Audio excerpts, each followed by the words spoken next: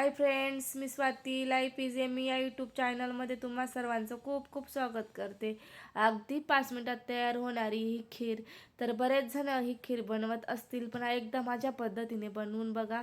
अगदी रबडीसारखी चवीला अप्रतिम होते. काय सांगू तुम्हाला. तर इतकी छान आणि इतकी मस्त, करायला अगदी 5 मिनिटातच होते. तर म्हटलं चला, उपवासाचे दिवस चालू आहे, गोड पदार्थ तुमच्यासाठी शेअर करावा. तर मी नेहमी बनवते अशा पद्धतीची खीर. तर इथं कढाई ठेवून घ्यायची. कढाईमध्ये 1 चमचा तूप टाकून घ्यायचा. तूप टाकल्यानंतर आहे ना, छान पद्धतीने कुरकुरीत होईपर्यंत आपलं काजू बदाम परतून घ्यायचा अशा पद्धतीने. तर करायला इतकी सोपी आहे आणि चवीला सुद्धा ती तेवढीच अप्रतिम आहे. तुम्हाला जर माझ्या रेसिपी जर आवडत असतील ना, लाईफ इज एमी या यूट्यूब चॅनलला लाईक, शेअर आणि सबस्क्राईब करायला विसरू नका. धन्यवाद. आता मी 1 वाटी ना साबुदाणा घेतला. अगदी छोटी वाटी बरं का माझ्याकडे. आणि तरच अशा पद्धतीने व्यवस्थित परतून घ्यायचा. तुपातच परतवायचा. छान मस्त खुलून येतो आणि चव पण खूप छान येते. अशा पद्धतीने मी 2 मिनिटासाठी आहे ना, तर इथं साबुदाणा परतून घेणार आहे. तर इथं व्हिडिओ स्किप न करता बघा.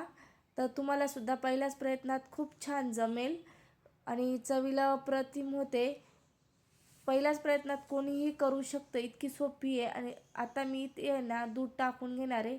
दूध मी अगदी 1 ग्लास दूध टाकून घेतलं अशा पद्धतीने. आता व्यवस्थित मिक्स करून घेते.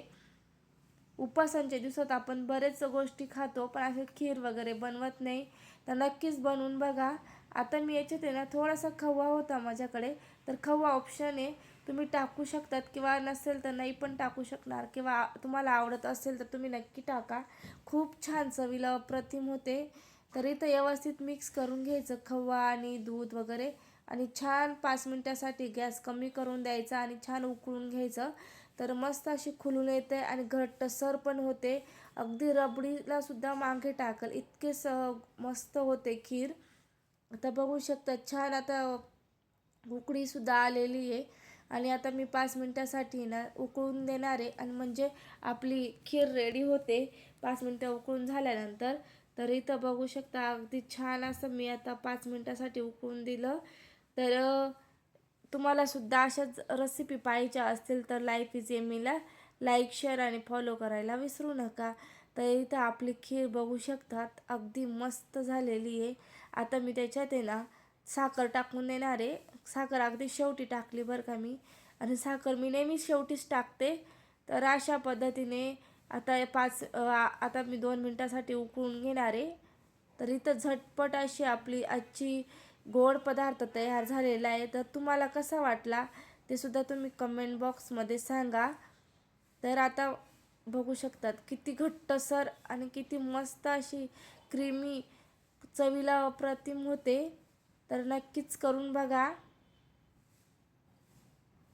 तर आणि आजचा व्हिडिओ तुम्हाला कसा वाटला ते कमेंट बॉक्समध्ये सांगा.